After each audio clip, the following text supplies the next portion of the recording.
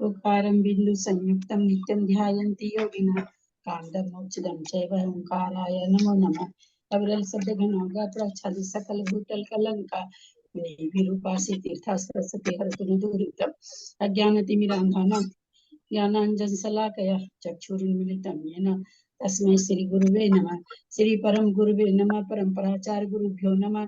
सकल कलुष विद्वषक विशेषण परिवर्धकम धर्म संबंधकम भव्य जीवन प्रतिबोधकारकम पुण्य प्रकाश पापनाशमिदं शास्त्रम श्री ये बीना जी और गैलेक्सी जी से कौन है वो ये मूड कर ले मूल ग्रंथ करता है श्री श्रवण देवा उत्तर ग्रंथ करता है श्री गंधर देवा प्रतिगंधर देवा तेषां वचों सार्था मासाद्य श्रीमद कुंद कुंदाचार्य विलिचितमिदं शास्त्रं श्रोतारः सावधानतया शृण्वन्तु।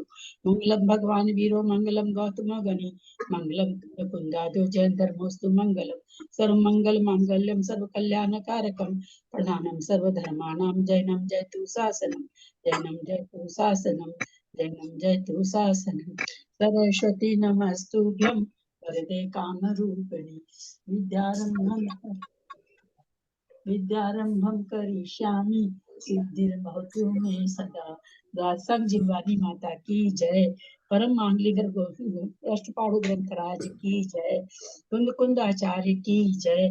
सुखसागर आचार्य की जय। पद्मलाल जी साहित्यकार की जय। चढ़ाई दीप पे विराजमान सभी आचार्य उपाध्याय सर्व साधु के चरणों में नमोस्तु नमोस्तु नमोस्तु। सभी आरिका माता जी के चरणों में वंदामि वंदामि वंदामि। सभी चुल्लक चुल्लिका एलक के चरणों में इच्छा में इच्छा में इच्छा में। सभी प्रतिमा धारी के चरणों में ग्रुप में विराजमान अंजना जी के चरणों में वंदना वंदना वंदना। ग्रुप में विराजमान सभी गुरुजनों का सादर चरण स्पर्श सभी से सादर जय। हम लोग अष्टपाहुड़ ग्रंथराज का स्वाध्याय कर रहे हैं जिसके रचयिता नेमी कुंद कुंद आचार्य हैं। उस पर संस्कृत टीका पन्नालाल जी सुखसागर आचार्य ने की है। उसकी हिंदी टीका पन्नालाल जी साहित्यकार ने की है। हमारा मोक्ष पाहुड़ चल रहा है।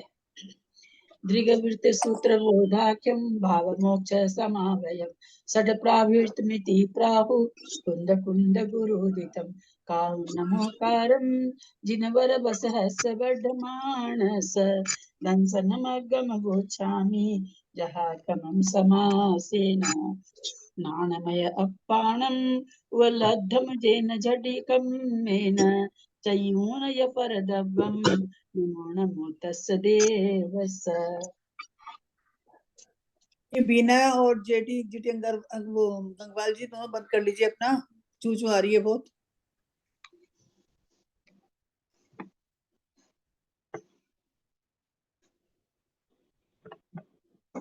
गाथा नंबर 22 मोक्ष पाहुड़ की गाथा नंबर 22 पेज नंबर 584।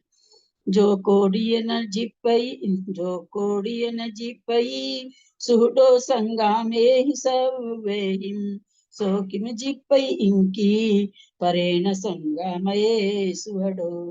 जो कोडिय न जिपई सुहडो संगम ये हिम सवेहिम सो की जिपई इनकी परेण संगामये सुहडो। यह कोट्यान जीयते सुभट संग्रामिक सर्वै स किम जीयते एकेन नरेन संग्रामे सुभट।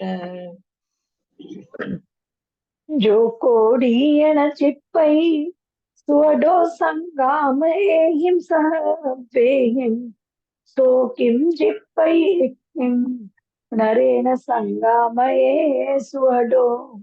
यह कोट्यान जीयते सुबटः संग्रामिकः सर्वैः स किम जीयते किम नरेण संग्राम सुबटः।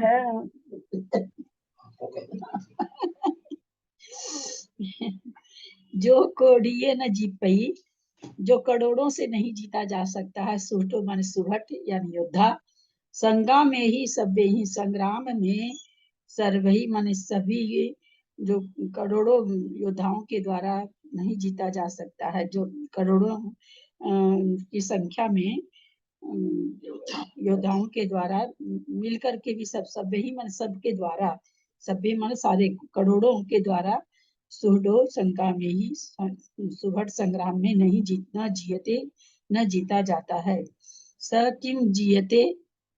किम जिपई इनकी, वो भला क्या जिम्पई मन जीता जा सकता, इनकी माने एक सुहृद के द्वारा। परेण संगामये सुहृदो, परेण सॉरी नरेन, परेण बोल गए, नरेन संगामये सुहृदो, नरेन माने मनुष्यों के द्वारा, संग्राम माने संग्राम में, सुहृद माने योद्धा। यानी जो सुहृद कहते हैं संग्राम में करोड़ों योद्धाओं के द्वारा नहीं जीता जा सकता, क्या वो एक के द्वारा जीता जा सकता? तो नहीं जीता जा सकता।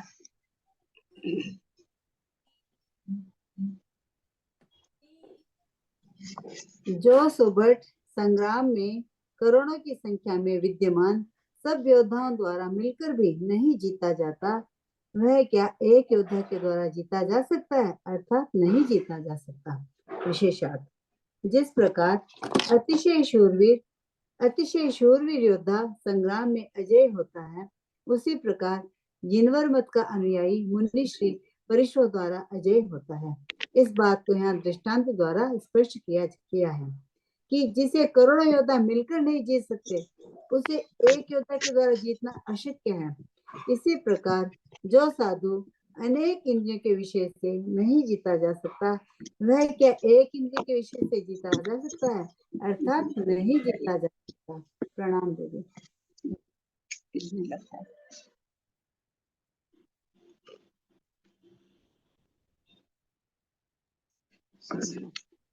यह सुबट है, सुबटानु कोट्या न जीयति।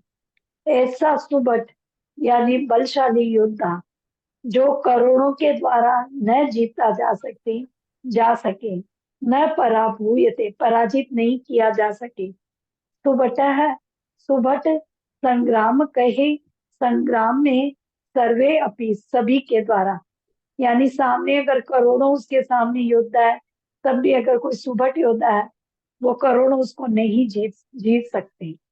स सुबट है, वह सुबट किम जीएत एकेन, एक के द्वारा जीता जा सकता है, अपितु न जीते, एक के द्वारा जीता नहीं जा सकता। करोड़ों भी उसको नहीं जीत पाते, तो एक अकेला तो उस सुबट को जीत ही नहीं पाएगा। नरेन एकेन, एक पुरुषेण पुरुष संग्राम के, एकस्मिन संग्रामे, एक संग्राम में।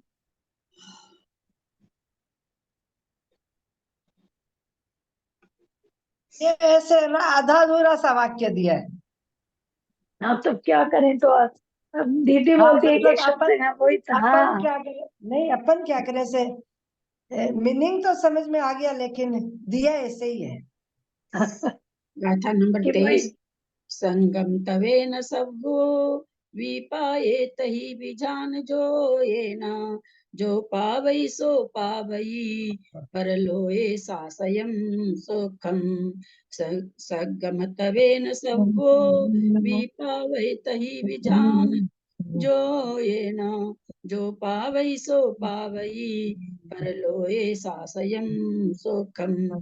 स्वर्गम तपसा सर्वोऽपि प्राप्नोति तत्रापि ध्यानयोगेन, यः प्राप्नोति स प्राप्नोति परलोके शाश्वतं सौख्यम्।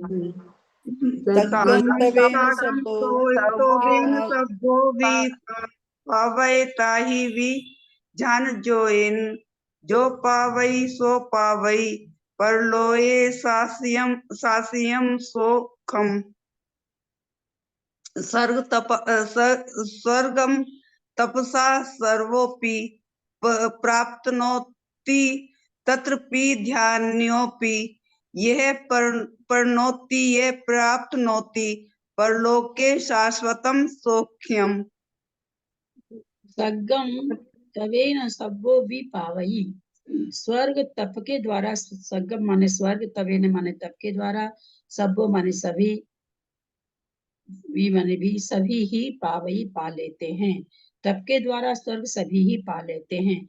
तही भी ध्यान जोये न, जो पावई सो पावई, तही उनमें भी जो ध्यान के योग से जो पावे जो पाता है सो वास्तव में पाता है।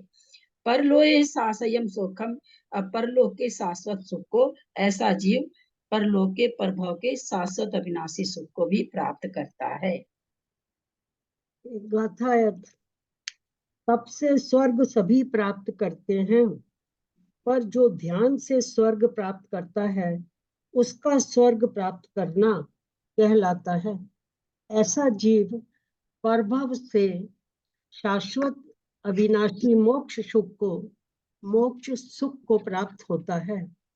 उपवास आदि तप के द्वारा स्वर्ग तो भव्य अभव्य सभी जीव प्राप्त कर लेते हैं, परंतु उन सभी जीवों में ध्यान के योग से जो स्वर्ग प्राप्त करते हैं वे यथार्थ में स्वर्ग प्राप्त करने वाले कहे जाते हैं, क्योंकि ऐसे जीव स्वर्ग से आकर आगामी भव से अविनाशी सुख मोक्ष सुख को प्राप्त कर सकते हैं। जो साधारण काय क्लेश से स्वर्ग जाते हैं उनका मोक्ष जाना निश्चित नहीं है। अभव्य जीव भी मुनि व्रत धारण कर तप के प्रभाव से 9वें ग्रह तक उत्पन्न हो जाता है, परंतु उसके मोक्ष का कभी ठिकाना नहीं है। यह परलोय के स्थान में परभावे ऐसा भी पाठ संस्कृत टीकाकार को कहीं मिला है। उसके अर्थ की संगति उन्होंने परभावों का पर जन्मनी अर्थ करके बैठाया है।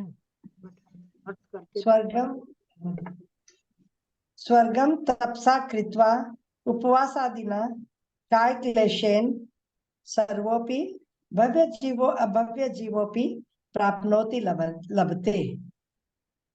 सभी भव्य, पहले दूसरे सभी सर्वोपि सभी भव्य जीव और अभव्य जीव भी प्राप्त कर लेते हैं स्वर्ग, उपराय स्वर्ग तपसा कृत्वा तप करके, मतलब काय क्लेश करके और उपवास आदि तप करके सभी भव्य और अभव्य जीव स्वर्ग को प्राप्त कर लेते हैं। तथापि सर्वेष्वपि जीवेषु मध्य, उन सभी जीवों के मध्य में ध्यान योगेन कृत्वा, जो ध्यान योग से स्वर्ग प्राप्त करता है, मतलब यह प्राप्नोति, इसे प्राप्त करता है। स्वर्गम न पुमान प्राप्नोति, ध्यान योगेन कृत्वा, मतलब ध्यान योग करके जो प्राप्त करता है, यह प्राप्नोति स्वर्गम, वह स्वर्ग को प्राप्त करता है। न पुमान प्राप्नोति, न पुमान प्राप्नोति क्या बात दीदी? पुमान माने तो वह मनुष्य प्राप्त नहीं करता है। जो यह प्राप्नोति स्वर्गम न पुमान प्राप्नोति, वह जो स्वर्ग को प्राप्त करता है पुरुष नहीं प्राप्त करता है। आगे कुछ कह रहे होंगे। परलोके आगामिनी भवे, परलोक से माने स्वर्ग से आकर आगामिनी भवे, आगे के भव में शाश्वतम अविनश्वरम सौख्यम, शाश्वत यानी और अविनश्वर माने अविनाशी सुख को, सौख्यम सुख को, परम निर्वाण में भी शेष है, परम निर्वाण यानी मोक्ष सुख को प्राप्त कर लेते हैं। जो ध्यान से स्वर्ग को पाते हैं वो मोक्ष सुख को प्राप्त कर लेते हैं उन पुरुषों के मध्य में। जो तप से और तप क्लेश आदि करके जो स्वर्ग को प्राप्त करते हैं, उनके मध्य में ही जो ध्यान से प्राप्त करते हैं वो निर्वाण यानी मोक्ष सुख को प्राप्त कर लेते हैं। पर भावे इति च क्वचित पाठ है। पर भाव, ये तो ये दिया है ना क्या, पर भाव की जगह पर लो, ये क्या पर भाव? ऐसोहन जोयनम शुद्धम हेमं हवै जहतय कालाई लद्धये अप्पा परमपो भवदी। अयि सोहन जोयनम शुद्धम हेमं हवै जहतय काले लद्दिये कालाई लद्दिये अप्पा परमप्पो हवदि अतिशोभन योगेन शुद्धम हेमं भवन्ति यथा तथा च कालादि लब्ध्वात्मा परमात्मा भवति। ऐसो हन जोइन शुद्धम हेमम हवै जेहतये कालाई लद्ये अप्पा परमप्पो हवदि अतिशोभन योगेन शुद्धम हेमम भवति यथा तथा च कालादिलब्ध्या आत्मा परमात्मा भवति। अयि सोहेन जोयेन, अयि माने अतिशय, सोहेन माने अत्यंत सोहन योग से माने अत्यंत शोधन से, अत्यंत शोधन के योग से शोधन प्रक्रिया जो की जाती है। शुद्धम हेमम हवै, स्वर्ण को शुद्ध हो जाता है। शुद्धम हेमम हवै, स्वर्ण शुद्ध हो जाता है। जह माने जैसे, जैसे अत्यंत शोधन की क्रिया करने से सोना शुद्ध हो जाता है, यह वैसे ही यहाँ कालाई लब्धिये, काल आदि लब्धि के द्वारा अप्पा माने आत्मा, परम भवदी परमात्मा होता है या हो जाता है। गाथा। जिस प्रकार अत्यंत शुभ सामग्री से, शोधन सामग्री से अथवा सुहागा से स्वर्ण शुद्ध हो जाता है, उसी प्रकार काल आदि लब्धियों से आत्मा परमात्मा हो जाता है। विशेषार्थ, अंध पाषाण से स्वर्ण नहीं निकल सकता,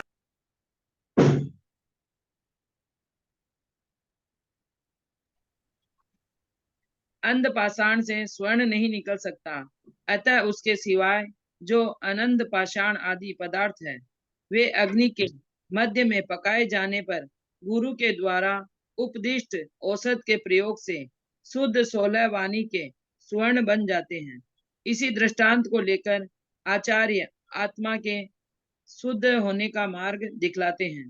जिस प्रकार अति शोभन योग से अनुकूल उत्कृष्ट सामग्री से स्वर्ण शुद्ध हो जाता है, उसी प्रकार काल आदि लब्धियों से अथवा काल आदि लब्धियों के प्राप्त होने पर आत्मा, शरीर, जीव परमात्मा बन जाता है, अत्यंत सिद्ध हो जाता है। जैसा कि कहा है, नागफणी संपाफनी की जड़ को हस्तिनी के मूत्र के साथ पीसकर यदि उसमें सिंदूर भी मिलाया जाता है तो सीसा स्वर्ण बन जाता है। अर्थात उस सब को मिट्टी के बर्तन में रखकर खेर के अंगारों में फूका जाए तो पुण्य योग से स्वर्ण बन जाता है। पुण्य योग से, योग के बिना कार्य की सिद्धि नहीं होती है। इसका सार यह है कि जिस प्रकार विभिन्न अनुकूल बाह्य निमित्त तथा पुण्योदय रूप अंतरंग निमित्त से सीसा स्वर्ण रूप हो जाता है, उसी प्रकार अंतरंग बहिरंग दोनों प्रकार की सामग्री के मिलने पर आत्मा परमात्मा हो जाता है। यहाँ काल आदि लब्धि के द्वारा जीव की उपादान शक्ति रूप अंतरंग योग्यता का वर्णन किया है और अति शोभन योग के द्वारा गुरु पदिष्ट उत्तम शुभ योग, शुभ ध्यान आदि बाह्य सामग्री का वर्णन किया गया है। कार्य की सिद्धि में अंतरंग और बहिरंग दोनों प्रकार की सामग्री का सद्भाव उपेक्षित है। प्रणाम दीदी। मैं थोड़ा सा बताएंगे दीदी, थोड़ा सा बताएंगे, 2 लाइनें इसमें। ये काल आदि लब्धि के द्वारा जीव की उपादान शक्ति का अंतरंग योग्यता का वर्णन। कितना भी कोई करे, प्रयास करे, कितना भी तप करे, कितना भी मुनि बने, माता जी बने, कुछ भी बने, लेकिन जब तक काल लब्धि नहीं आती है तब तक सम्यक दर्शन की प्राप्ति नहीं होती है, अथवा जब तक अंतःकुड़ाकुड़ी कर्मों की स्थिति नहीं होती तब तक काल लब्धि नहीं आती है। इस तरह से 2 तरह से प्रथमोपसम सम्यक दर्शन के लिए 2 शर्त बताई गई, या तो कर्मों की स्थिति, आयु कर्म को छोड़ के 7 कर्मों की स्थिति अंतःकुड़ाकुड़ी हो जाए, अथवा काल लब्धि आ जाए। तो जहाँ तक अंतःकोणाकोण स्थिति है वो अभव्य भी कर लेते हैं, अभव्यों की भी हो जाती, भव्य की तो होती है, अनंतों बार हम लोग की हो चुकी होगी, सबकी हो जाती है, हमारी क्या सबकी हो जाती है।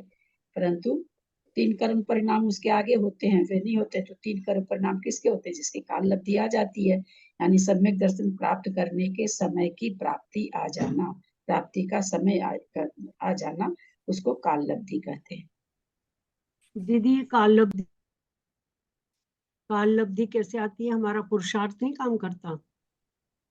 आपका पुरुषार्थ काल लब्धि के आने पर ही आपका पुरुषार्थ काम करेगा। फिर कहिए कि काल लब्धि तो हमको नहीं मालूम है, तो हम पुरुषार्थ नहीं करें। इसीलिए तो कहा जाता है ना भाई, हमको काल लब्धि थोड़ी मालूम है, हमको क्या मालूम है? हमको पुरुषार्थ करना मालूम है। हम पुरुषार्थ करते रहे, जिस समय काल लब्धि आएगी हमको सम्यक दर्शन हो जाएगा। तो इसलिए पुरुषार्थ तो करना, ये पुरुषार्थ करते हुए जिस समय काल लब्धि आई सम्यक दर्शन हो जाएगा। दीदी प्रणाम करती हूँ अति दीदी। अति शोभन।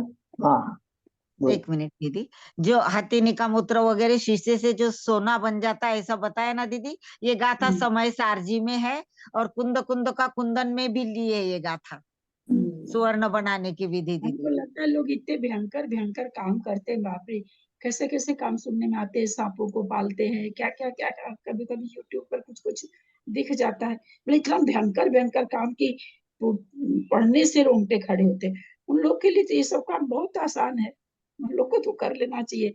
तब है कि इसमें हस्तिनी का मूत्र तो चलो मिल जाएगा, सिंदूर भी मिल जाएगा, पर अब नागफनी संपाफनी, अब नागफनी का कहाँ से मिले?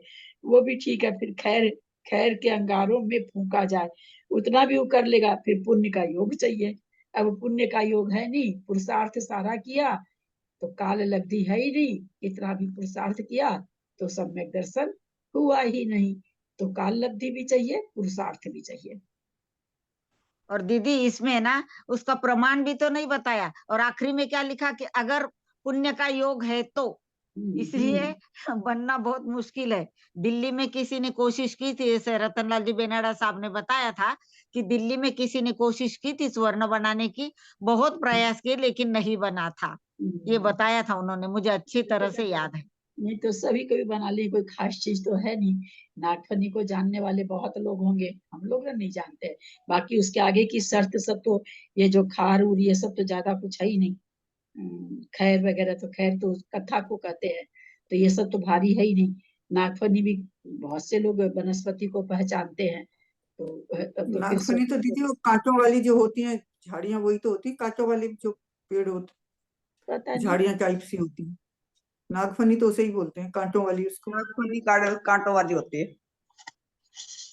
मुझे नॉलेज नहीं है इसका। हाँ, चलिए, नागफनी वही होती है। पढ़िए पढ़िए, मुन्नी जी पढ़ रही थी ना शायद, पढ़िए। अति शोभन योगेन, अति शोभ योग से सामग्रया सामग्री से अनंत पाषाण आदिक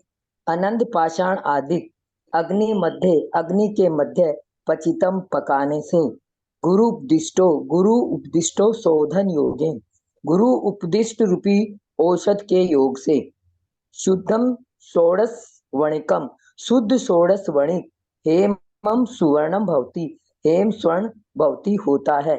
यथा जिस प्रकार, तह उसी प्रकार, यह तथा च तथे, तथा वह भी च तथे वैसा ही, और काल लब्धिया कृत्वा के द्वारा काल लब्ध्याम सत्वा, काल लब्धियों के द्वारा सत्वाम व सत्वाम का क्या हुआ दीदी? यहाँ सत्वम नहीं है, सत्वम है क्या? हमको दिखता नहीं इतना भारी। सत्याम होगा, सत्याम सत्याम है, सत्याम होने पर, काल लब्धि के होने पर, सत्याम मतलब होने पर। आत्मा संसारी जीव परमात्मा भवति, परमात्मा होता है। अरहंत सिद्धस्थ संजायते, अरहंत सिद्ध संजायते हो जाता है। उत्तम च जैसा कि कहा गया है। और है अभी आगे।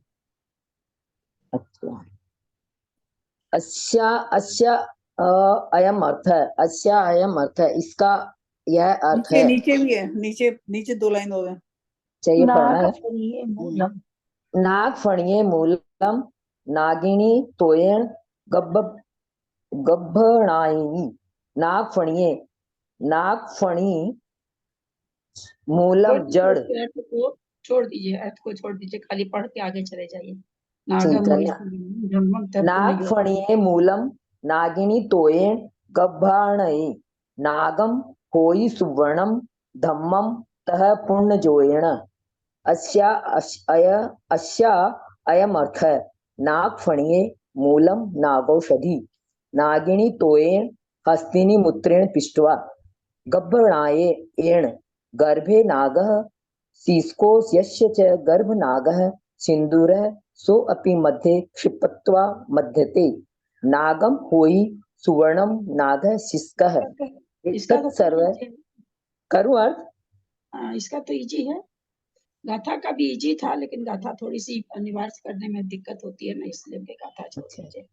अच्छा अयम अर्थ है, इसका यह अर्थ है नागफणिये नागफणी मूलम जड़ नागौषधि नाग की औषधि नागौषधि नागणी तोयेण नागणी तो क्या बोलते नागफणी की जो नागफणी तोयेण नागफणी से हस्तिनी मूत्रेण हाथनी के मूत्र को पिष्टवा पीसने से गब्भणायेण गर्भे नागः गब्भणायेण इसका गब्भणायन का क्या होगा दीदी? वो पढ़ा नहीं मैंने पहले, इसलिए सेकंड लाइन में गव्वणायन इसको क्या है? को सीसा नागर सीसको दीदी उसका अर्थ धोकने से होगा, जो धोकने में धोकते हैं ना दीदी, उसका अर्थ वैसा होगा, क्योंकि ये सब धोकने से ही धोकना है। सर गर्भे नागर शीशको यस्य स गर्भ नागर कहते हैं, उसमें पिसा हुआ शीशा में है क्या? शीशा सुवर्ण बन जाता है, तो शीशा, तो यहाँ शीशा कहाँ लिए भाई? नहीं शीशा नहीं है दीदी, गव्वणायन का अर्थ पूछ रहे, शीशको है, शीशा है, शीशा है, शीशको यस्य स गर्भ नागर, वो जो ऊपर से जो पीसे ये करे हैं उसमें शीशा का सुवर्ण बन जाता है। सिंदूर अपि सो अपि मध्य छित्वा मर्द्यते, उसमें मिला देने से वो नागफनी का उसको मूत्र में पीस करके और उसमें शीशा मिलाने से वो सिंदूर सो अपि मध्य छित्वा, उसमें सिंदूर डाल देने से नागम हुई सुवर्णम नाग शीर्षक, नाग सुवर्ण हो जाता है, नाग शीर्षक। एतत् सर्व मृत्तिका, ये सबको मृत्तिका भाजन में रखकर अधो अग्नि क्रियते, नीचे अग्नि जला दीजिए। खदीरांगरे धर्मायते सुवर्णे भवती, और क्या उसका खार की अंगार में जला दीजिए तो सुवर्ण हो जाएगा। पुण्य योगे न पुण्य योग बिना स्वर्णम न भवति, पुण्य योग के बिना पुण्य स्वर्ण नहीं होता है। ब्रह्मादि आत्मा कालादि लब्धि प्राप्त सीधे परमेष्टि भवती इति भावार्थ। उसी तरह से जो ये है आत्मा है, वो भी जब तक कालादि लब्धि नहीं प्राप्त होती है तो प्राप्त करके सिद्ध ब्रह्मादि भ्रष्ट से थी, मतलब ब्रह्मादि भ्रष्ट से, ब्रह्मादि से बश्यति भाव है, ब्रह्मादि से भ्रष्ट यश्यति ते भाव है, जिनके भाव है तथायम आत्मा, वह आत्मा कालादि लब्धि वह आत्मा कालादि लब्धि को प्राप्त करके सिद्ध परमेष्टि पर भवती इति, सिद्ध परमेष्टि हो जाता है इति भावार्थ है, भावार्थ है। नहीं ब्रह्मादि ये क्या आ गया? ब्रह्मादि भ्रष्ट से मतलब आत्मा से भ्रष्ट, आत्मा के लिए आया क्या ब्रह्म? ब्रह्मादि भ्रष्ट, ब्रह्मादि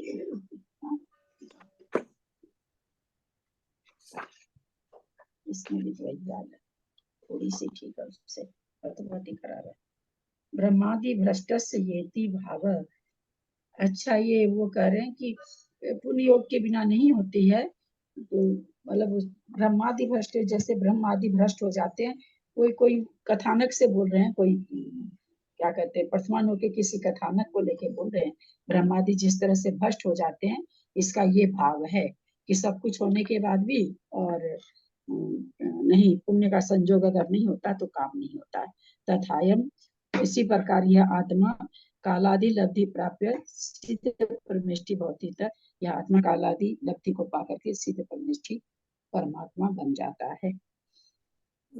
तो दीदी यहाँ पे शीश को से गर्भ नाप, तो शीशा भी उसी में पीसते हैं क्या? नाग फणी और हस्तिनी के मूत्र में शीशा को तेरे को पीसना है क्या? नहीं पूछती हूँ, मतलब क्या हुआ, मतलब शीश को क्या से पता? समझ में नहीं आया। सब जो चीज हम लोग नहीं जानते वो समझ में नहीं आती है। हम तो इधर में आज वही तो। ऐसे बैठे थोड़ा सा अवधि ज्ञान का प्रणम सागर जी का मैंने 5-7 वीडियो कम से कम 20 गाथा सुनी होगी। कहीं माँ बाप, मैं यही सुन के सोच रही थी अपने मन में, मैंने कितना सबको समझाया, बाप रे।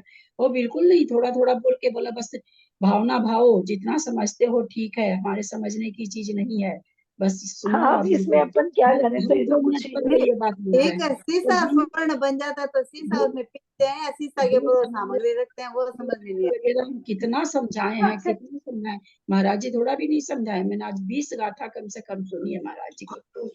हाँ, आज तो घंटों सुने हैं, कह रहे घंटों। 2:30 बजे हम समझते हैं, 3:30 नहीं 4 बजे चालू किए थे, तो 7 बजे तक 3 घंटा हम सुनते ही रहे हैं। हमको लगता है 20 गाथा से ऊपर सुने हैं, 370 से लेके 396, 26 गाथा सुने।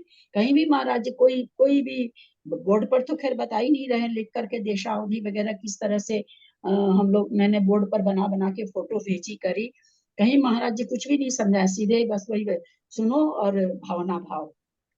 दीदी इसका मूल अर्थ यही हुआ ना कि पुण्य के उद्देश्य से, अगर पुण्य के उदय तो शीशा भी स्वर्ण बन जाएगा नाक, और आपका पुण्य देगा तो आत्मा परमात्मा बन जाएगी। काल लब्धि पुण्य का। पुण्य के उदय से स्वर्ण बनाने की विधि बताए हैं, उसमें शीशा की बात नहीं है। वो क्या क्या चितना करो तो शीशा स्वर्ण बन जाएगा, लेकिन कब बनेगा? जब पुण्य होगा तो। हाँ।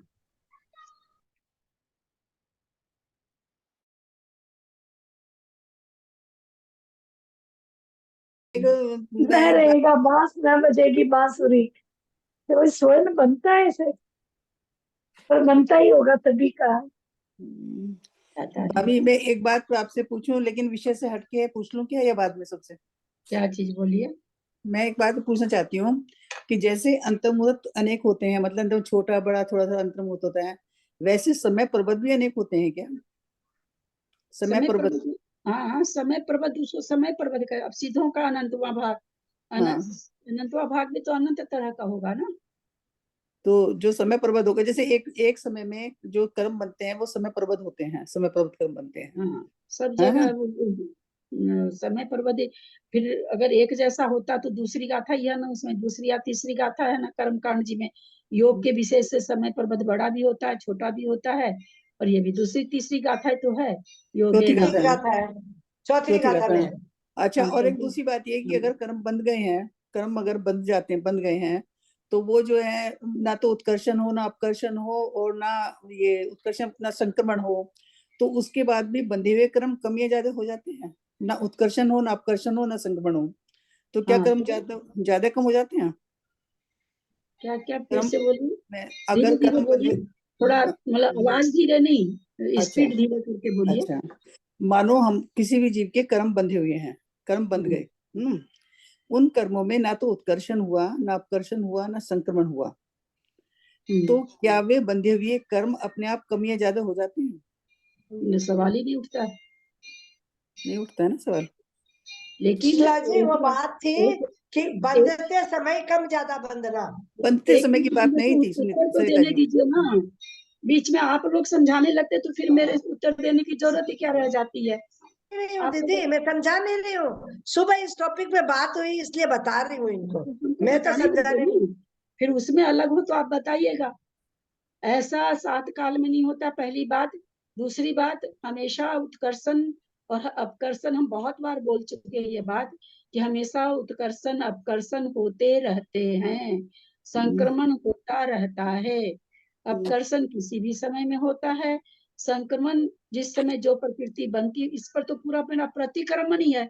इस संक्रमण पर तो पूरा प्रतिक्रमण 1 दिन वाला पूरा इसी के ऊपर ही मैंने कराया था।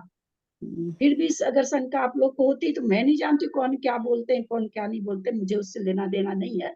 मैं जो पढ़ रखी हूँ मैं एकदम सही पढ़ रखी हूँ, इतना अभिमान के चलते नहीं कह रही हूँ, मैं बहुत ज्यादा ध्यान लगाती हूँ इसलिए कह रही हूँ। मैं ये नहीं कहती हूँ कि अभिमान जता रही हूँ कि मैं ये उस हिसाब ऐसे मत सोच लीजिएगा।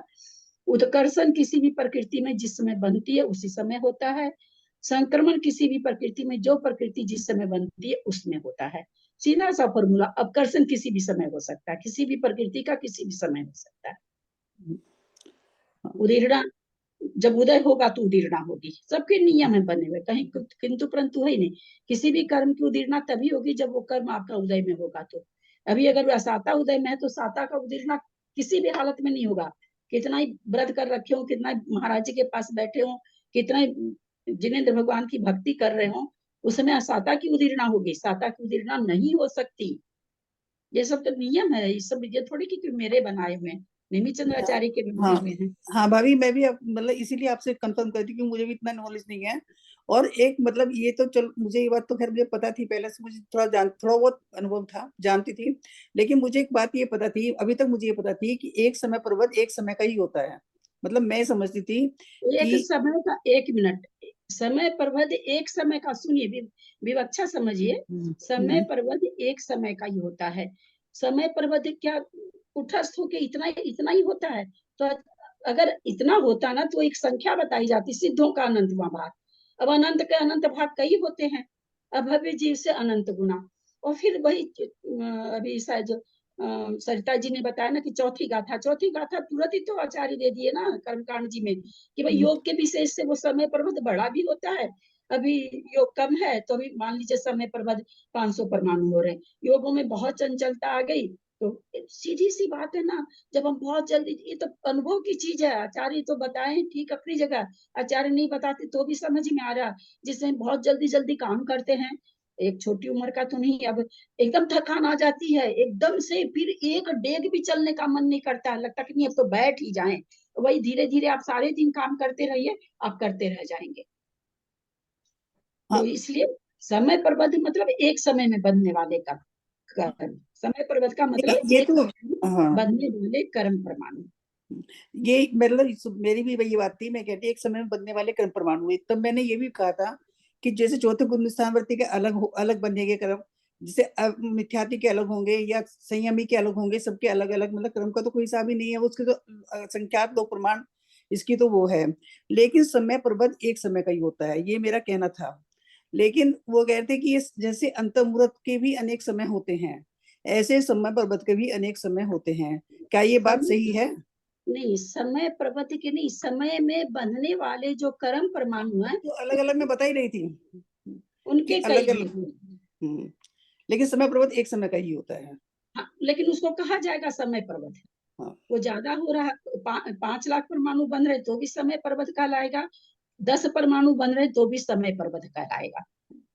क्योंकि वो तो जैसे मिथ्याति के थोड़े ज्यादा बनेंगे, मतलब अलग अलग हिसाब से बनेंगे वो तो। नहीं, ऐसा कुछ नहीं कि मिथ्यात्व को ज्यादा बन रहा, असंयत समय दृष्टि को नहीं बन रहा। जो ये मिथ्यात्व को प्रकृतियां ज्यादा बन रही है, अनुभाग और स्थिति ज्यादा बंध है, ऐसा कुछ नहीं घटा सकते हैं। वहाँ प्रकृतियां जरूर 25 और 16 41 और कौन सी प्रकृति, चौथा गुणस्थान 41 प्रकृति उसको कम बन रही है, 3 पहले से नहीं बनती थी, 44 प्रकृति कम बन रही है। ऐसा कुछ नहीं है कि स्थिति पहले वाले को ज्यादा स्थिति पड़ेगी, ऐसा कुछ भी नहीं है। स्थिति तो अपने उस समय के कसाई के ऊपर डिपेंड करती है। कर्म कर्म कुछ बंद विच्छुति हो जाती है, दूसरे गुणास्थान में 25, पहले गुणास्थान में 16, तो वो प्रकृति आप चौथे गुणास्थान में अगर कोई है तो 41 प्रकृतियों का वहां पर उसको बंध नहीं होगा। ठीक है दीदी, समझ आ गया।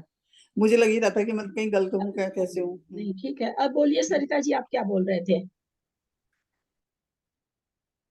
मैंने ऐसे नहीं बोला, मैं बोली सुबह की क्लास में ये टॉपिक आया था, तब यही इन्होंने उत्कर्षण अपकर्षण बोला था, तो भैया जी ने शायद ऐसा बोला था। मुझे जहां तक समझ में आया कि योगों की मतलब चपलता से ही कम ज्यादा कर्म बनते, कर्म बंधते हैं कम ज्यादा योग के निमित्त से। हाँ, तो ये परिभाषा नहीं बनेगी ना, ये परिभाषा तो गलत हो गई। योगों की परिभाषा चंचलता नहीं से बोली इसमें। हाँ, क्या क्या उन्होंने कुछ शब्द और बोले थे, मेरे हाँ मैं ठीक से नहीं बोल पा रही। ठीक बात है, उन्होंने हाँ, अलग बोलेंगे बिल्कुल। हाँ, योगों की चंचलता से है ये ना, चौथी नंबर की गाथा ही है ना, योगों की चंचलता हाँ, से सूर्य में जो परमाणु निषेक आ रहे हैं वो ज्यादा भी आ सकते, कम भी आ सकते। योग की हाँ, चंचलता हाँ, ज्यादा, निषेक ज्यादा आ रहे हैं। योगों की चंचलता कम है तो निषेक, लेकिन वो कितने भी आ रहे हैं सिद्धों के अनंतमय भाग। हाँ, ऐसा कभी नहीं होगा कि सिद्धों के अनंतमय भाग से कम हो जाए। कितना भी आ रहा हो, ज्यादा आ रहा है तो भी सिद्धों का अनंतमय भाग, और कम आ रहा तो भी सिद्धों का अनंतमय भाग।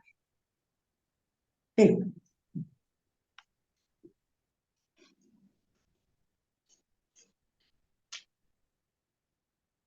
हाँ चलिए, कहाँ थे अपने लोग? गाथा लेना ना। 25वीं गाथा।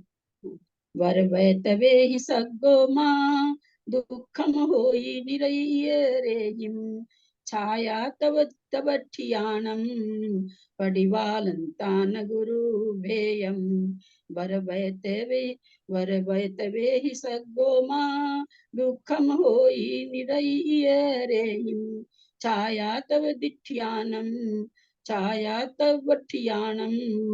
पलिवालंतान गुरु वेय पडिवालंताय वो दिखता ही नहीं है, अंदाज से पढ़ते हैं। पडिवालंतान गुरु वेयम, चश्मा कहाँ है क्या? भरत तपोभी वरम भरत तपोभी स्वर्ग मादुकम भवतु नरके इतरे छाया तपस्थितानां प्रतिपालयतां गुरु भेद। पढ़ें, गाथा पढ़ें। वरवयत वेहि सग्गो वा दुखम हो निरैयरेहिम छाया तवठियाणम पटिवालंताण गुरु भेयम उपदेश वरम वाली व्रत गाथा। परम व्रत तपोभिः स्वर्गः मा दुःखं भवतु नरके इतरे छाया तपस्थितानां प्रतिपालयतां गुरुभेदः। वरम वयत बेहिम सग्गो, व्रत और तप के द्वारा सग्गो स्वर्ग का प्राप्त होना अच्छा है। माँ दुखम होई निरई ये रही, इसके उल्टे कहते हैं व्रत और या अतप के द्वारा नरई दुखम माँ हो, नरक के दुख पाना नहीं, अच्छा नहीं। माँ माँ माँ मने अच्छा नहीं था। इस तरह से तो कहते हैं छाया तवठियानम, एकदम वही की वही गाथा आ गई है उस श्लोक की। छाया में स्थित तवठियानम, छाया तपस्थिनाम, छाया में स्थित पडिवालतानम प्रतिपालयता मने इंतजार प्रतीक्षा करने वाले के गुरु भेयम, बहुत अंतर है।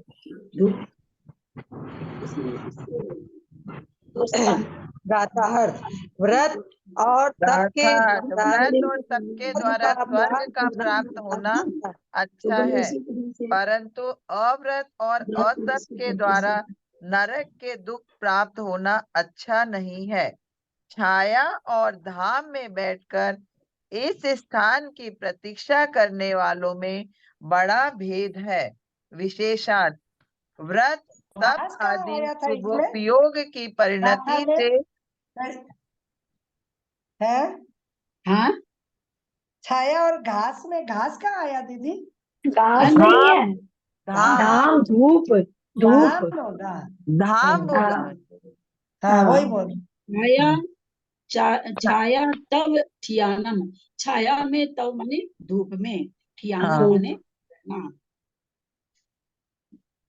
छाया और धाम में बैठकर इस स्थान की प्रतीक्षा करने वालों में बड़ा भेद है। विशेषार्थ व्रत तप आदि शुभोपयोग की परिणति से जीव को स्वर्ग प्राप्त होता है, सो उसका प्राप्त होना भी कुछ अच्छा है।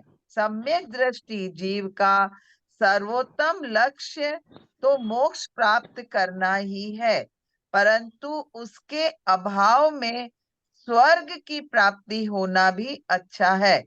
आचार्य कहते हैं कि व्रत और तप के अभाव में पाप तथा अतप में प्रवृत्ति करने से इस जीव को जो नरक के दुख प्राप्त होते हैं वे न हो। दो मनुष्य कहीं जा रहे थे, मार्ग में थक जाने के कारण एक उनमें से एक छाया में बैठकर विश्राम कर रहा है और दूसरा धाम में बैठकर विश्राम कर रहा है। जो छाया में बैठा है वह सुख से बैठा हुआ अपने लक्ष्य का विचार कर रहा है, पर जो धाम में बैठा है वह दुख घाम लिखा है ना। हाँ घाम। हाँ घाम कहते हैं ना, धूप को घमोरी घाम बोलते थे ना अपन, घमोरी निकल गई, घाम से निकल जाती है वो। धाम ही होता है। पर जो धाम में बैठा है वह दुख से बैठा हुआ अपने लक्ष्य का विचार कर रहा है। इस तरह छाया और धाम में बैठे हुए पुरुषों में जिस प्रकार महान अंतर है, उसी प्रकार शुभोपयोग और अशुभोपयोग में स्थित जीवों में महान अंतर है। शुभोपयोग वाला जीव स्वर्ग में विश्राम कर वहीं से आने पर मनुष्य भव प्राप्त करके मोक्ष प्राप्त करता है, और अशुभोपयोग वाला जीव नरक में दुख वर्तमान में भोगता है और आगामी पर्याय की अनुकूलता अनिश्चित है। अनुकूलता अनुकूलता अनुकूलता अनाकूलता होगा। होगा, अनाकूलता होगा ना। अनाकूलता होना चाहिए। हाँ हाँ, आगामी पर्याय की अनुकूलता या अनाकूलता कुछ भी अनिश्चित है। तात्पर्य यह है कि शुभोपयोग सर्वथा हेय नहीं है, किंतु हेया हेय उभय रूप है। शुद्धोपयोग की अपेक्षा हेय है और अशुभोपयोग की अपेक्षा अहेय है। इतनी बात अवश्य है कि सम्यक दृष्टि जीव शुभोपयोग करता हुआ भी उसमें साक्षात मोक्ष का कारण नहीं मानता है, किंतु परंपरा से ही मोक्ष का कारण मानता है। श्री पूज्यपाद स्वामी ने इष्टोपदेश ग्रंथ में कहा है, वरम व्रते ना, हाँ, वरम व्रते, व्रतों के द्वारा देव संबंधी पद प्राप्त करना कुछ अच्छा है, परंतु अव्रत के द्वारा दुखदायक नरक का पद प्राप्त करना अच्छा नहीं है, क्योंकि छाया और धाम में बैठकर प्रतीक्षा करने वालों में महान भेद है। यथार्थ में श्री पूज्यपाद की यह कारिका कुंद कुंद स्वामी के वर वै तवे हिम गाथा से अनुजीवित है। दीदी, जो इसमें लिखा है कि शुभोपयोग वाला जीव स्वर्ग से आकर और मनुष्य बनता है, तो ये शुभोपयोग से मतलब है जो सम्यक दृष्टि देव होगा, वही उसको ही मर के मनुष्य गति मिलेगी।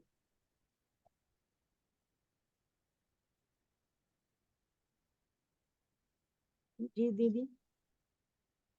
दीदी आप म्यूट है।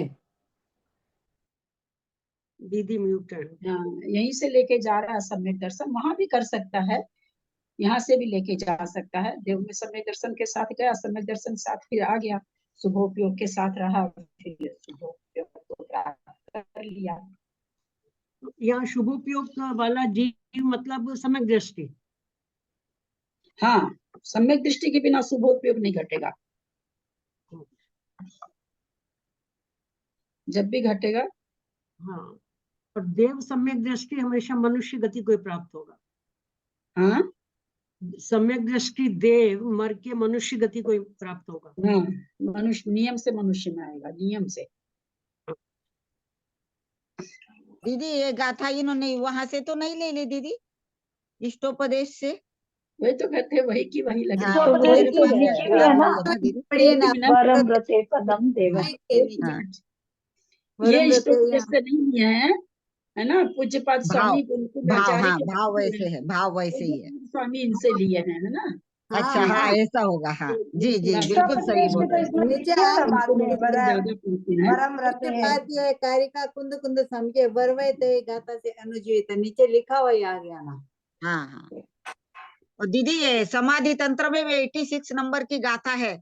समाधि तंत्र में अव्रति व्रतमादाय व्रति ज्ञान परायणः परात्म ज्ञान संपन्ना स्वयमेव परो भवेत्। ये गाथा है दीदी समाधि तंत्र में। आपको पूज्यपाद कितना स्वामी, तंत्र याद है पहले बता दीजिए। नहीं दीदी मतलब 86 गाथा इतना भी इनको याद आता है, है बाप दीदी, मेरे रे। पास तो यहाँ किताबें भी नहीं है। बता दीजिए आपको कितने तंत्र याद हैं। किस नहीं एज दीदी से कुछ शुरू भी किया याद। था विजया दीदी आपने पढ़ना? इतनी गाथाएं याद हो गई आपको।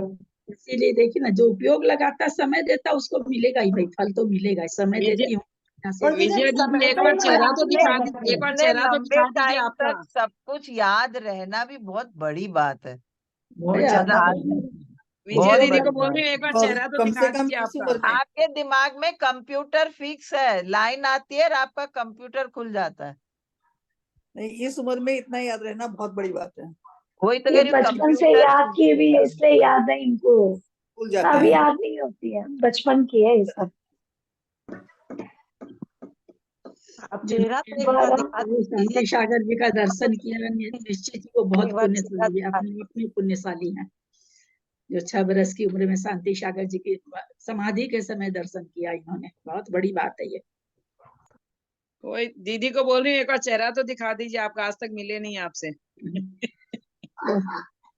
वो तो कहती मेरा नेट नहीं चलता, लेकिन अपने अपने ग्रुप में बहुत सारी काली दीवार है, एक थोड़ी है, काली काली दीवार है। नेट का तो नहीं प्रॉब्लम है ही दीदी, सब नेट का प्रॉब्लम नहीं, है ही। इनका तो खुला रहता है, काफी उसी खुला ने रहता आपका है। नाम पहले हटा दिया, बाकी सब लोग या तो अपनी फोटो चिपका रखे हैं, वो सामने आ जाएगी, या फिर काला पर्दा सामने आ जाता है। आप काले पर्दे को देख देख के बोलते भी आजकल है जैसे वीना जी तो साफ दिखती है आजकल। वीना जी का आजकल साफ आने लग गया, पहले उनका कभी नहीं दिखता था। ना। मेरठ वाली वीना जी का अब अच्छे से हम्म। दिखता दीदी मैं ये बात कहना चाह रही हूँ, भले ही मैं वीडियो नहीं खोलती हूँ लेकिन मैं पूरा ध्यान से सुनती हूँ दीदी, ना ही कहीं इधर उधर देखती हूँ दीदी। सादर प्रणाम, आपका आशीर्वाद। नहीं, वो तो बिल्कुल पता चलता है कि आप एकदम ध्यान से सुनते हैं, क्योंकि आपका कंप्यूटर ये भी तो बोलने तुरंत लगता गाथा है। बोल देते हैं, नहीं तो बोलेंगे तुरंत गाथा। एक हमारे मंदिर में भी एक अमिता मोदी है दीदी, उसको पूरा समय सार पूरा मुंह पे याद है सारे, मतलब कोई ये गाथाओं के कोई 6-7 शास्त्र जी मुंह पे फट फट फट फट फट फट बोल देती है, वो पूरे बोल देती है शास्त्र जी। बचपन से पढ़ी है वो, बचपन से बोले हम लोग छोटों से हम लोगों ने पढ़ा है, याद किया है। अपने को बचाने के लिए ये सब चीजें मत बोला करिए, है ना। ये सब अपने को बचाने की क्षमता है। आप लोग बचपन बचपन करते हैं, मैं तो बचपन में जैन नाम ही नहीं सुनी हुई थी।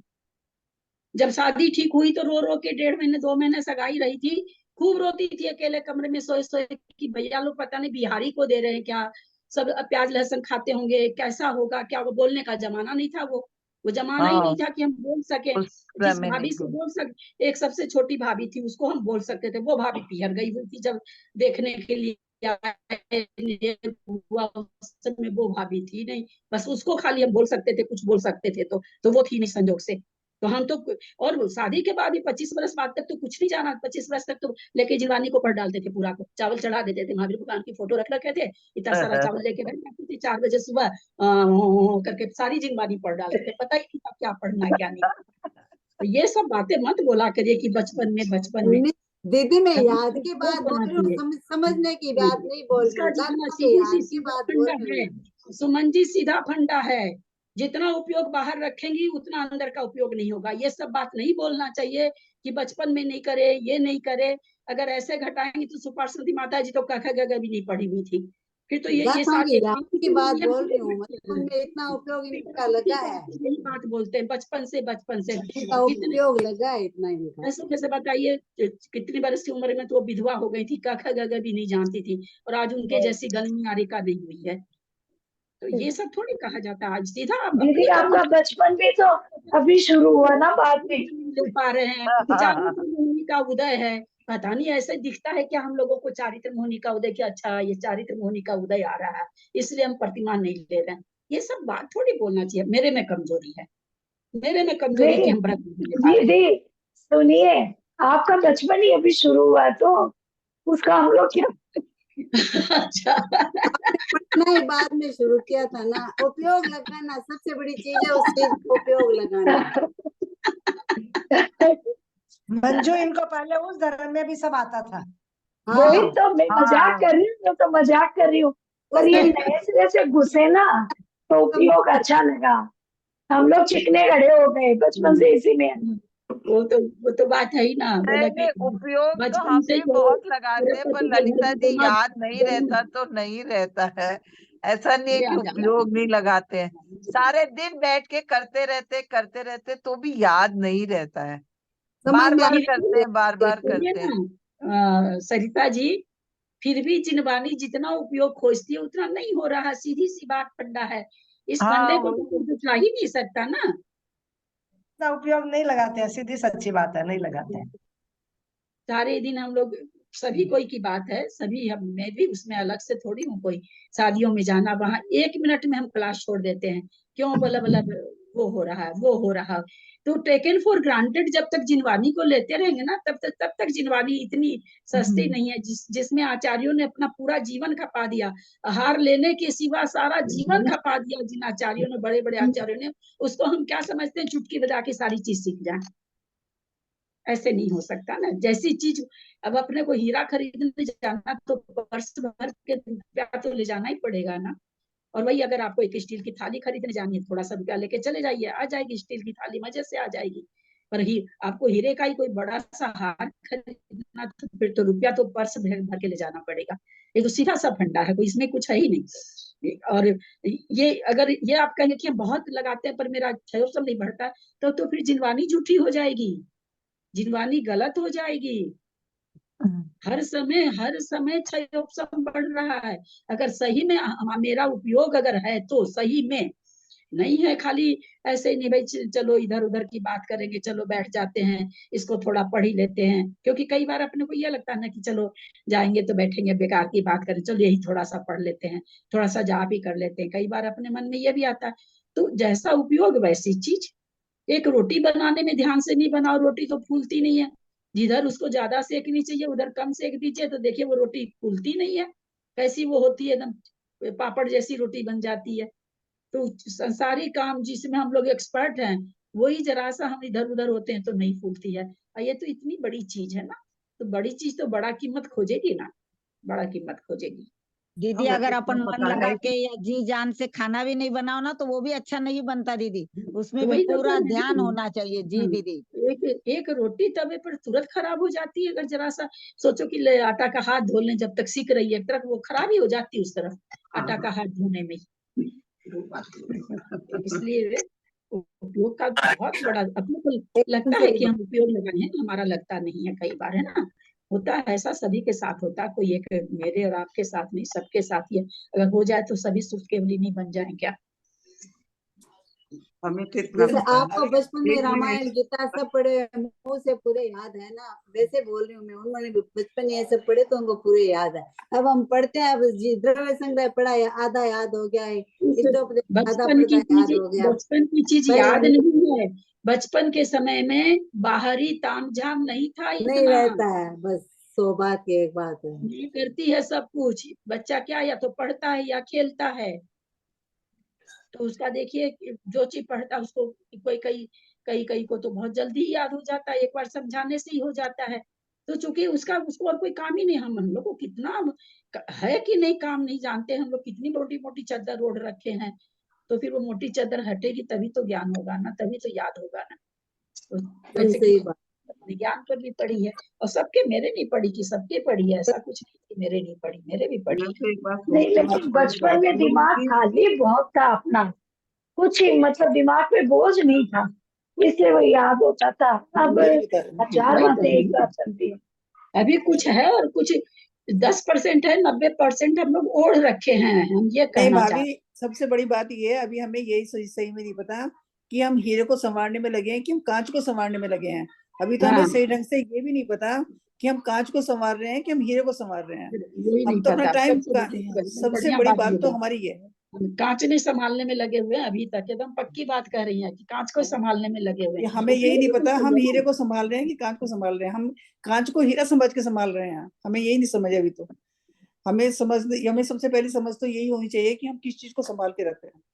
भाई मैं तो ये समझती हूँ, पढ़ते जिस पढ़ते दिन जब ये समझ आ जाएगी ना, पत्थर पे उस दिन भी निशान, जिस दिन ये समझ में आ जाएगा उस दिन अति आवश्यक होने पे ही कला मतलब स्वाध्याय छूटेगा। यहाँ तो हम लोग पलक झपकते ही स्वाध्याय छोड़ते हैं। सबकी कोई भी स्वाध्याय किसी समय किसी का भी कर रहा हो, सबकी, मैं अपनी भी बात करती हूँ, मैं भी कुछ ज्वाइन करती हूँ तो मेरा भी छूटता ही है। लेकिन कहते नहीं उतना, वही बच्चे स्कूल जाते हैं तो बाबा रे, माँ बाप शादी में नहीं जाएंगे, क्या क्या करेंगे कि नहीं बच्चे की एक दिन ट्यूशन नहीं छूट जाए, एक दिन स्कूल नहीं छूट जाए। कितना आजकल बच्चों के प्रति समर्पण है देखिए। तो वही चीज है कि जैसा समर्पण वैसी चीज आती है अपने को। अब जिनको ठीक क्रेज है कि हमको बहुत कुछ याद हो जाए, बहुत कुछ आ जाए, देखिए एक से एक महिलाएं हैं, पुरुष तो है ही हैं, एक से एक महिलाएं हैं जिनको बहुत अच्छा ज्ञान है, बहुत ही। और अपने सुजाता ताई को देखिए, स्त्री पर्याय की है ना, मुझे नहीं पता वो किससे पढ़ी है कि नहीं पढ़ी, आई डोंट नो, मेरे को इस सब का नॉलेज। कितना ज्ञान उनको, कि मुनि महाराज सारे पढ़ रहे हैं उनसे, कितना ज्ञान उनको, अद्भुत ज्ञान। मोटे मोटे ग्रंथों की टीका लिख रही हैं, लब्धि सार छपना सार की, सोच के देखिए, वो भी तो स्त्री पर्याय है ना। तो ऐसा कुछ नहीं मैं है। तो ये समझती हूँ, पढ़ते पढ़ते पत्थर पे भी निशान लग जाता है तो हमारे में भी कुछ आएगा ही। दीदी नहीं, मेरा वो मानना देखो, ऐसा है दीदी मेरा कि मानना तो अगर ऐसा एक है। दीदी मेरा मानना ऐसा है कि एक दिन भी क्लास छूट जाती है तो आत्मा से दुख होना चाहिए, और वो होता है तो अपनी लगन सही है, ऐसा मेरा शुरू से ही मानना है दीदी। लेकिन मुझे नहीं लगता है कि मेरे को या और किसी को भी ऐसा होता होगा कि एक दिन क्लास छूटी तो यही नहीं ध्यान रहता है कि अटेंड किए कि नहीं किए, एकदम चली गई बस, ठीक है। नहीं, हम तो अगले दिन नहीं, पूरी आपका वीडियो में देख के पूरा सुनते हैं, किताब खोल के। सुनिए ना मेरी बात, लेकिन नहीं तो एकांत शास्त्र से, जी अधूरा रह जाएगा। अगर बीच एकांत का छूटा नहीं सुना और करा तो फिर शास्त्र जी पूरा ही नहीं हुआ, अधूरा रह गया।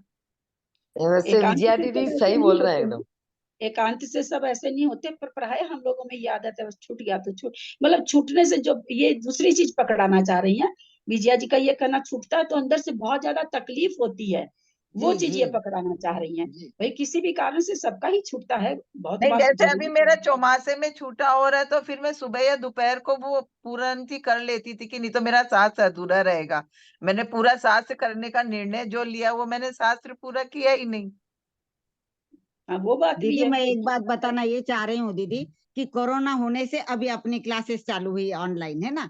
उसके पहले जब पारस चैनल पर रतन लाल जी बेनाडा साहब का सुनती थी, उस समय मैं ज्यादातर उस समय विदेशों में ही थी, तो वहां एक दिन भी क्लास नहीं होती थी तो मुझे खाना नहीं जाता था, और मेरी पोती हमेशा बोलती थी आप रतन दादू की क्लास नहीं सुने इसलिए इतने उदास हो गया, वो हमेशा बोलती थी दीदी।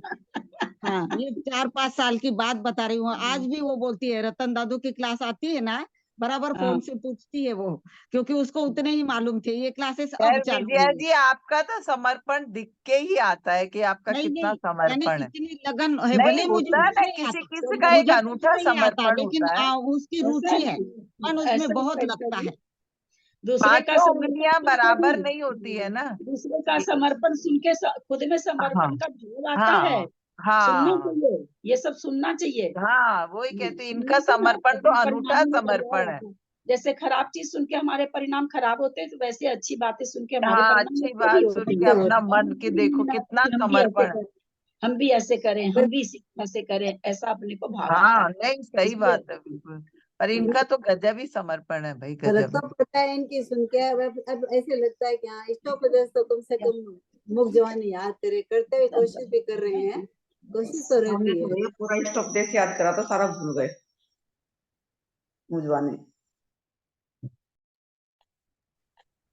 जुनवानी स्थिति कर हाँ, तो याद ही नहीं रहता, हमने तो स्टॉप पूरा याद। प्रणाम। जिन्वाणी स्तुति यदर्थमात्रा पदवाक्यहीनं मया प्रमादादति किञ्चिनोक्तं तन्मे क्षमित्वा विदधातु देवी सरस्वती केवलबोधलब्धि बोधिः समाधिः परिणाम शुद्धि स्वात्मोपलब्धि शिव सौख्य सिद्धि चिंतामणिं चिंतितवस्तु दाने त्वं वन्दे मानस्य ममास्तु देवी ज्ञावाणी के ज्ञान ते सुजे लोकालोक सुवाणी मस्तक चढ़ो सदा देत मोदो हे जिनवाणी भारती तो जो पुदिने जो तेरा शरणागे सो पावे सुचिन देव जो नियंत को गुरु से और निर्गंध दया धर्म पालो सदा ही मोक्ष का पंथ धर्म कर संसार सुख धर्म कर निर्वाण धर्म पंथ साधे बिना नरते जिनचे समान जब लोग आशाएं जिनवाणी माता की जय। वंदना अंजना भाभी दीदी सादर प्रणाम, सब बड़ों को सादर प्रणाम, पाँव दो सबको जय जिनेंद्र। सादर प्रणाम दीदी, सादर प्रणाम करती हूँ। भाई साहब आपको भी सभी को सादर प्रणाम, सादर जय जिनेंद्र। अंजना दीदी आपको सादर वंदना। ललिता जी को दो करते हैं, अंजना जी को वंदना, सबको सादर जय जिनेंद्र। हाँ ललिता जी, आपने हम लोग तो भूल गए, आपने बोला था कि आज सामायिक ललिता जी भाई साहब को प्रणाम, सब बड़ों को प्रणाम, जय जिनेंद्र। बाकी सभी को जय जिनेंद्र।